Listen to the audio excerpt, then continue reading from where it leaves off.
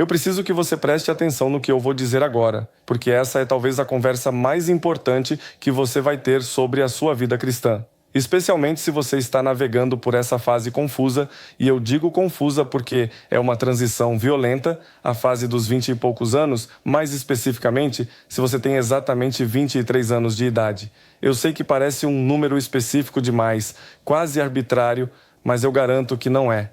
Existe uma gravidade espiritual, uma pressão invisível que recai sobre o cristão que está atingindo essa marca.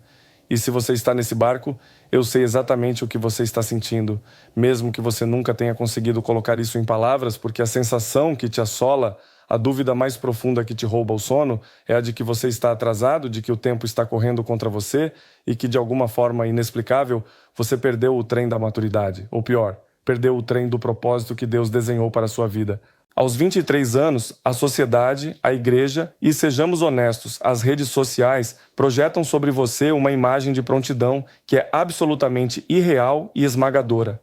Seus pais, talvez, já esperem que você esteja profissionalmente estável, a sua liderança na igreja, que você já esteja consolidado em algum ministério de responsabilidade.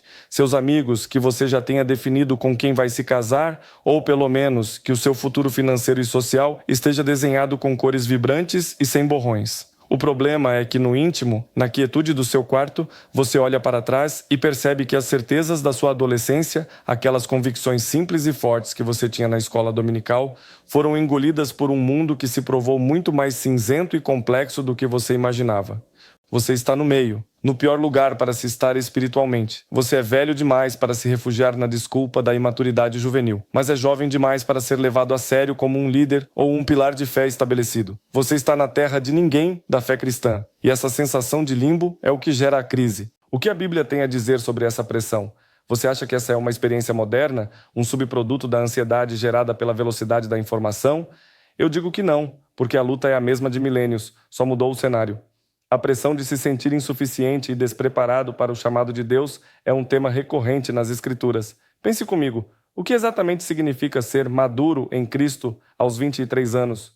Nós confundimos maturidade com realização externa. Achamos que a maturidade é medida pelo título que carregamos, pela nossa estabilidade financeira ou pela lista de tarefas ministeriais que conseguimos completar. E é aí que mora o perigo e o erro que destrói a fé de muitos jovens cristãos nessa idade. Eles se comparam com o que parecem ser os picos de realização de outras pessoas e esquecem que a Bíblia, a palavra de Deus, coloca a maturidade em um lugar completamente diferente, em um lugar que é invisível aos olhos humanos, mas fundamental para Deus. O que eu quero te mostrar hoje é que a Bíblia não te condena por estar nesse período de transição, mas sim te oferece uma chave profunda para transformar esses anos de dúvida e aparente estagnação no período mais fértil e essencial da sua caminhada com Cristo.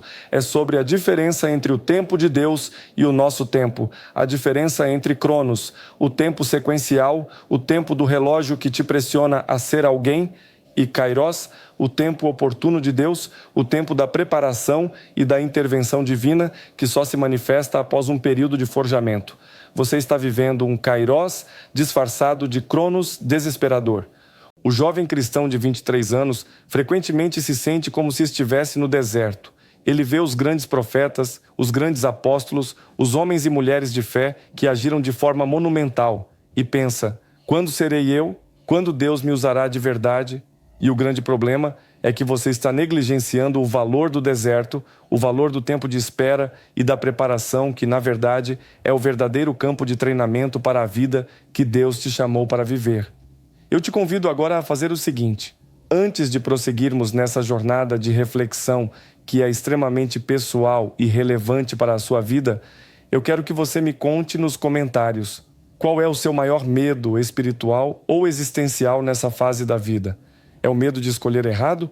É o medo de não estar ouvindo a voz de Deus? É o medo de não ser digno? Escreva lá. E enquanto você comenta, eu peço também que você dê uma olhada nos links que estão na descrição deste vídeo. Nós investimos tempo e dedicação criando estudos bíblicos aprofundados que são ferramentas poderosas para a sua caminhada, para te dar clareza na palavra.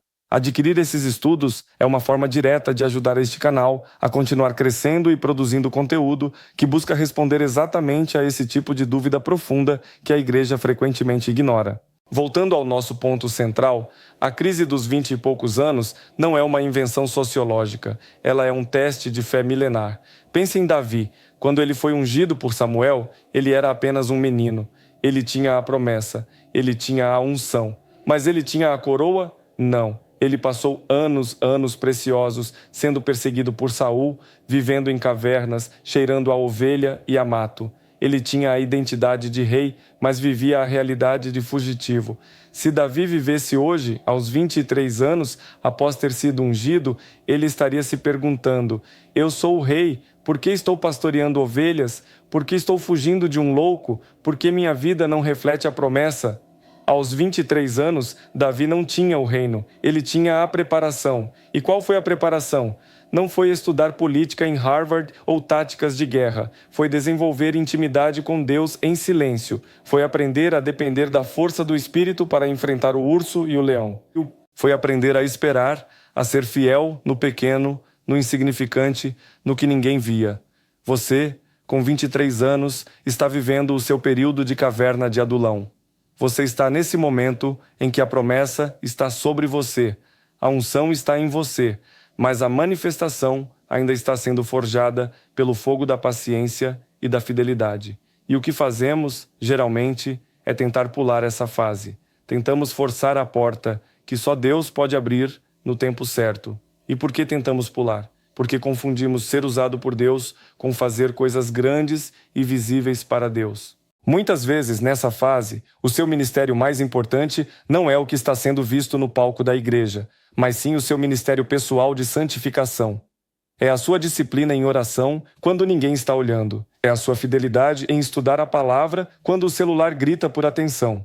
É a sua integridade no seu primeiro emprego, quando você poderia facilmente cortar caminho. É a forma como você trata seus pais, como você gerencia suas finanças, como você escolhe suas amizades. Esses são os fundamentos da maturidade. E Tiago, no primeiro capítulo, nos lembra que a prova da sua fé produz perseverança, e a perseverança precisa ter a sua obra completa para que vocês sejam perfeitos e íntegros, em nada deficientes. É nesse período que a perseverança está sendo construída. Você está sentindo que a sua vida cristã é monótona?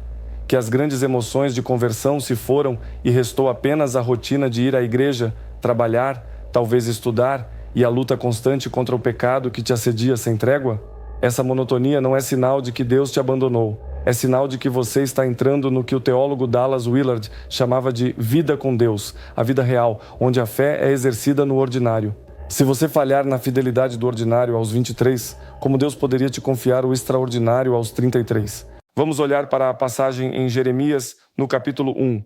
O profeta Jeremias, quando Deus o chama, tenta recuar e ele usa a desculpa da idade. Ele diz, no versículo 7, Ah, Senhor Jeová, eis que não sei falar, porque sou apenas uma criança.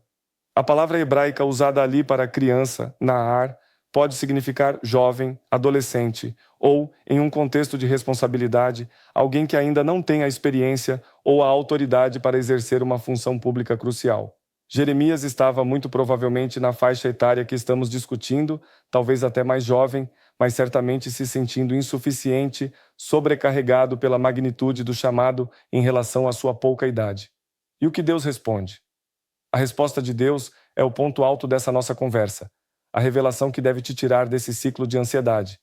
Deus não questiona a idade de Jeremias, ele questiona a sua perspectiva sobre a idade. Deus diz, não diga, eu sou apenas um jovem, porque a todos a quem eu te enviar, irás, e tudo quanto eu te mandar, falarás. O que Deus está dizendo a você, cristão de 23 anos, é o seguinte: pare de usar a sua juventude como uma desculpa para a inação ou para a dúvida. A sua idade não é um impedimento, mas um tempo. E é um tempo que está sob a soberania dele.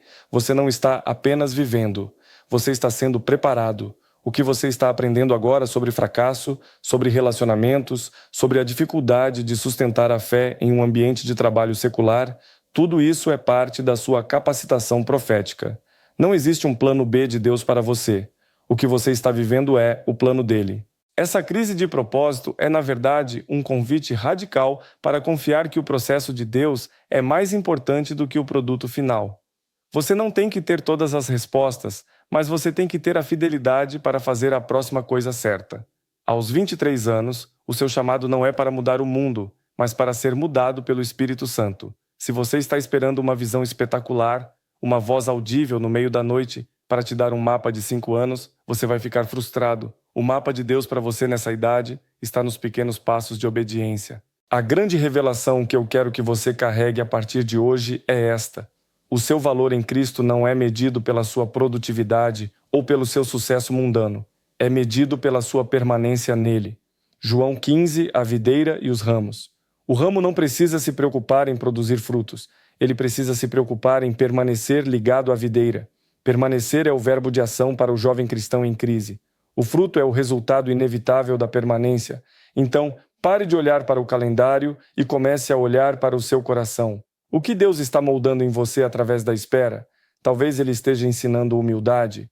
Talvez Ele esteja quebrando ídolos de autossuficiência. Talvez Ele esteja te forçando a buscar nele o que o dinheiro e a carreira não podem te dar. Esse é o grande tesouro que você pode adquirir aos 23 anos. A certeza inabalável de que a sua segurança e o seu futuro estão ancorados na pessoa de Cristo e não na estabilidade das suas circunstâncias. Se você sair desse vídeo com apenas uma coisa na mente, que seja esta: não desperdice seu tempo se lamentando por não ser quem você acha que deveria ser e comece a investir sua energia em ser fiel com quem você é neste exato momento e com o que você tem neste exato momento.